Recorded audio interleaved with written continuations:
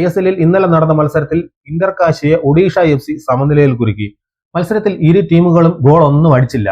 നേരത്തെ നമ്മൾ പറയുകയാണെങ്കിൽ ഒഡീഷയെ ഇന്റർകാശി സമനിലയിൽ കുരുക്കി എന്നാണ് പറയേണ്ടിയിരുന്നത്. കാരണം ഒഡീഷ കഴിഞ്ഞ സീസൺ വരെ എത്ര വലിയ ടീമായിരുന്നു എന്നുള്ള കാര്യം നമുക്കറിയാം. എന്നാൽ ഈ സീസണിൽ സ്ഥിതി വ്യത്യസ്തമാണ്. അധികം വിദേശ താരങ്ങളൊന്നും ഇല്ലാതെയാണ് ഒഡീഷ കളത്തിലിറങ്ങിയത്. അത് മാത്രമല്ല 3-4 ദിവസം മുമ്പ് മാത്രമാണ് അവരുടെ പ്രീ സീസൺ ക്യാമ്പ് ആരംഭിച്ചതും ഇന്നലെ ഇന്റർകാശിക്കെതിരെ കളിക്കാൻ ഇറങ്ങിയതും.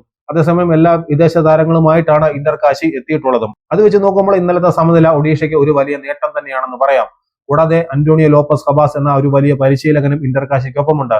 ഒഡീഷയെ പരിശീലിപ്പിക്കുന്നത് TG പുരുഷോത്തമനും ജോപോൾ അഞ്ചേരിയും ചേർന്നാണെന്ന് നമുക്കറിയാമല്ലോ. അത് മാത്രമല്ല ഇന്നലത്തെ മത്സരത്തിൽ ഒഡീഷയ്ക്ക് വേണ്ടി മികച്ച പ്രകടനം പുറത്തെടുത്ത രാഹുൽ KP ആണ് പ്ലെയർ ഓഫ് ദി മാച്ച് ആയിട്ട് തെരഞ്ഞെടുക്കപ്പെട്ടതും.